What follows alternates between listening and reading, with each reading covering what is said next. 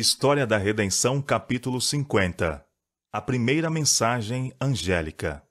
A profecia da primeira mensagem angélica, apresentada em Apocalipse 14, teve o seu cumprimento no movimento do Advento de 1840 a 1844. Tanto na Europa como na América, homens de fé e oração ficaram profundamente comovidos ao ser sua atenção chamada para as profecias, e examinando o registro inspirado, viram convincentes evidências de que o fim de todas as coisas estava às portas. O Espírito de Deus instou com seus servos para darem a advertência. Por todas as partes, disseminou-se a mensagem do Evangelho eterno. Temei a Deus e dá-lhe glória, pois é chegada a hora do seu juízo. Apocalipse capítulo 14, verso 7. Por onde quer que penetrassem os missionários, eram levadas as alegres novas do iminente regresso de Cristo.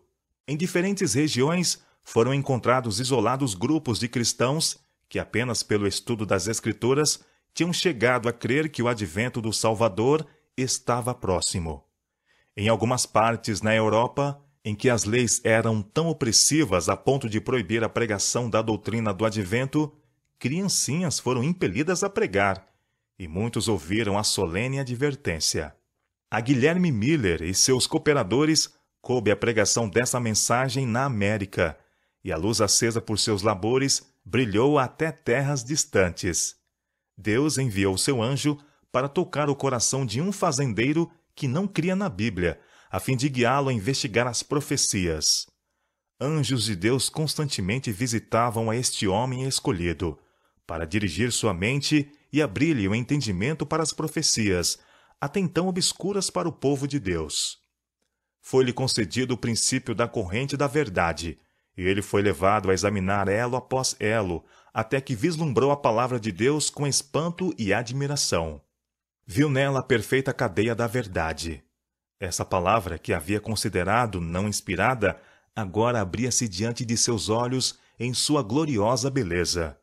Viu que uma parte das Escrituras explicava a outra, e quando uma passagem era de difícil entendimento, encontrava em outra porção da palavra uma que a explanava. Considerou a sagrada palavra de Deus com alegria e o mais profundo respeito e reverência.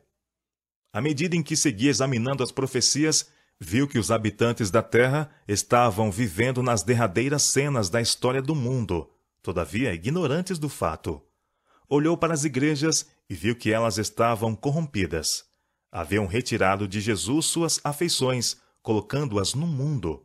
Estavam em busca de honras mundanas, em lugar daquelas honras que vêm de cima.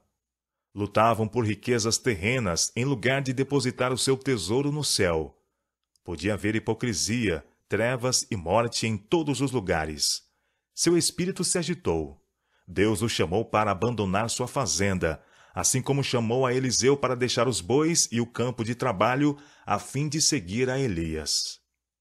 Com temor, Guilherme Miller começou a desdobrar perante o povo os mistérios do reino de Deus, conduzindo os ouvintes através das profecias para o segundo advento de Cristo. O testemunho das Escrituras, apontando a vinda de Cristo para 1843, despertou amplo interesse.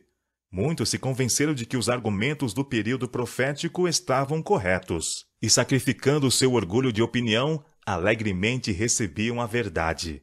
Alguns pastores deixaram de lado suas ideias e sentimentos sectários, deixaram seus salários e igrejas e uniram-se na proclamação da vinda de Jesus. Poucos pastores, porém, aceitaram esta mensagem. Portanto, ela era grandemente entregue a humildes leigos. Agricultores deixavam seus campos, mecânicos as ferramentas, comerciantes as mercadorias, profissionais suas posições, e mesmo assim o número de obreiros era reduzido em comparação com a obra que devia ser realizada. A condição de uma igreja ímpia e o mundo jazendo na maldade pesavam na alma dos verdadeiros atalaias, e eles voluntariamente suportaram trabalhos, privação e sofrimentos, a fim de poderem chamar os homens ao arrependimento para a salvação. Embora com a oposição de Satanás, o trabalho ia avante com rapidez, e a verdade do advento era aceita por milhares de pessoas. grande reavivamento religioso. Por toda parte se ouvia o penetrante testemunho, advertindo os pecadores, tanto mundanos como membros da igreja, a fugirem da ira vindoura. Quais João Batista, o precursor de Cristo, os pregadores punham um machado à raiz da árvore, e com todos insistiam que produzissem frutos dignos de arrependimento.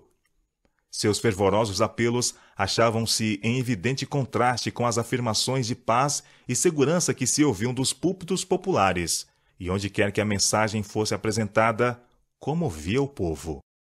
O simples e direto testemunho das Escrituras, levada ao íntimo pelo poder do Espírito Santo, comunicava-lhes um peso de convicção a que poucos eram capazes de resistir inteiramente. Os que professavam a religião eram despertados de sua falsa segurança. Viam sua apostasia, mundanidade e incredulidade, seu orgulho e egoísmo. Muitos buscavam o Senhor com arrependimento e humilhação. As afeições, tão longamente dedicadas às coisas terrenas, estavam agora fixadas no céu. O Espírito de Deus repousava sobre eles, e com coração abrandado e subjugado, uniam-se para fazer soar o clamor: temei a Deus e dá-lhe glória, pois é chegada a hora do seu juízo. Apocalipse capítulo 14, verso 7. Pecadores em lágrimas perguntavam: que devo fazer para me salvar? Aqueles cuja vida tinha sido assinalada pela desonestidade estavam ansiosos por fazer a devida restituição. Todos os que encontravam paz em Cristo anelavam ver outros participarem dessa bênção. O coração dos pais se convertia aos filhos, e os dos filhos aos pais. As barreiras do orgulho e reserva foram varridas. Fizeram-se confissões sinceras, e os membros da família trabalhavam pela salvação dos mais queridos e dos que mais perto se achavam. Frequentemente se ouvia a voz de fervorosa intercessão. Por toda parte havia almas em profunda angústia, lutando com Deus. Muitos passavam em oração a noite toda para obter a certeza de que seus pecados estavam perdoados, ou pela conversão dos parentes e vizinhos. A fervorosa e determinada fé alcançava seus objetivos.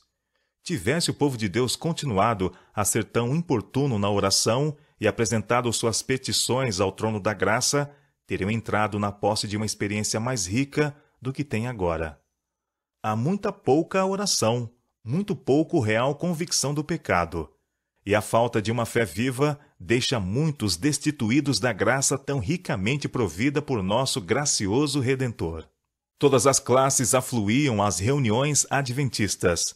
Ricos e pobres, grandes e humildes, achavam-se, por vários motivos, ansiosos por ouvir, por si mesmos, a doutrina do segundo advento. O Senhor continha um espírito de oposição enquanto seus servos explicavam as razões de sua fé. Algumas vezes o instrumento era fraco, mas o Espírito de Deus dava poder à sua verdade.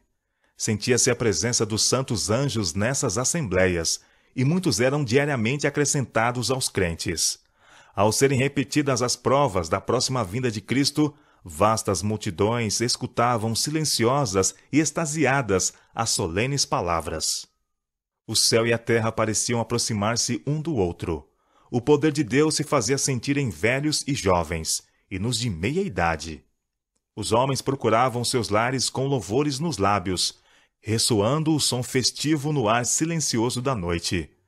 Pessoa alguma que haja assistido àquelas reuniões jamais poderá esquecer-se dessas cenas do mais profundo interesse.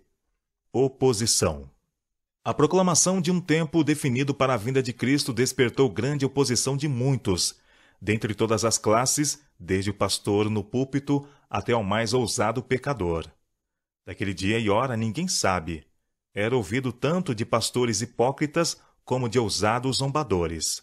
Fechavam os ouvidos à clara e harmoniosa explanação do texto, por aqueles que chamavam atenção para o fim dos períodos proféticos e para os sinais que o próprio Cristo predisse como evidência de seu advento.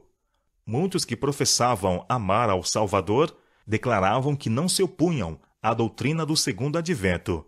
Faziam objeções unicamente ao tempo definido. Mas os olhos de Deus, que tudo veem, leram o seu coração. Não desejavam ouvir acerca da vinda de Cristo para julgar o mundo com justiça.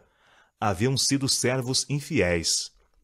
Suas obras não resistiriam à inspeção do Deus que sonda os corações e receavam encontrar-se com o Senhor. Tais como os judeus no tempo do primeiro advento de Cristo, não estavam preparados para recebê-lo. Satanás e seus anjos exultavam e lançavam afronta ao rosto de Cristo e dos santos anjos, por ter seu povo professo tão pouco amor por ele, que não desejavam o seu aparecimento. Atalaias infiéis embaraçaram o progresso da obra de Deus. À medida em que o povo se levantava e começava a indagar sobre o caminho da salvação, estes líderes se interpunham entre eles e a verdade, procurando acalmar seus temores por falsas interpretações da palavra de Deus. Estavam unidos nesse trabalho Satanás e pastores não consagrados, clamando paz, paz, quando Deus não havia falado de paz. Tais quais os fariseus no tempo de Cristo, muitos se recusaram a entrar no reino de Deus e a impediram os que estavam entrando. O sangue dessas almas se lhes há requerido. Por onde quer que a mensagem da verdade fosse proclamada, os mais humildes e devotos nas igrejas eram os primeiros a recebê-la. Os que estudavam por si mesmos a Bíblia podiam ver o caráter não escriturístico das opiniões populares com respeito às profecias, e onde quer que o povo não fosse enganado pelos esforços do clero em confundir e perverter a fé, onde quer que por si mesmos investigassem a palavra de Deus, a doutrina do advento precisava apenas ser comparada com as Escrituras para estabelecer-lhe a autoridade divina. Muitos eram perseguidos por seus irmãos descrentes. Alguns, a fim de conservar sua posição na igreja, concordaram em silenciar a respeito de sua esperança. Outros, porém, sentiam que a lealdade para com Deus não lhes permitia ocultar desta maneira as verdades que ele lhes confiara. Não poucos foram separados da comunhão da igreja, unicamente pelo motivo de exprimirem sua crença na vinda de Cristo.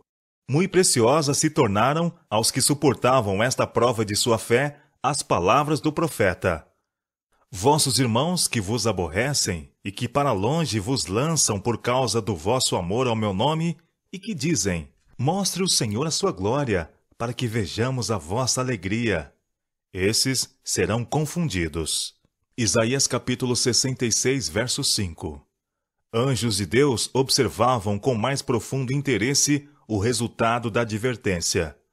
Quando as igrejas, como um corpo, rejeitaram a mensagem, anjos se afastaram delas com tristeza.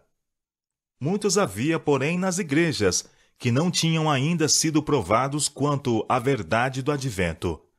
Muitas pessoas eram transviadas por maridos, esposas, pais ou filhos, e fazia-se-lhes crer que era pecado até mesmo ouvir as heresias pregadas pelos adventistas. Os anjos receberam ordem de velar fielmente por aquelas almas, pois outra luz, procedente do trono de Deus, deveria ainda resplandecer sobre elas. Preparo para encontrar com o Senhor. Com inexprimível desejo, os que haviam recebido a mensagem aguardavam a vinda do Senhor. O tempo em que esperavam encontrar-se com ele estava às portas. Com calma e solenidade viam aproximar-se a hora. Permaneciam em doce comunhão com Deus, como que antegozando a paz que desfrutariam no glorioso porvir. Pessoa alguma que haja experimentado esta confiante esperança poderá esquecer-se daquelas preciosas horas de expectativa. As ocupações seculares foram, em sua maior parte, postas de lado por algumas semanas.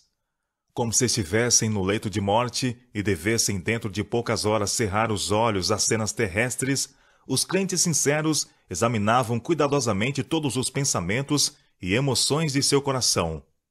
Não houve confecção de vestes para a ascensão.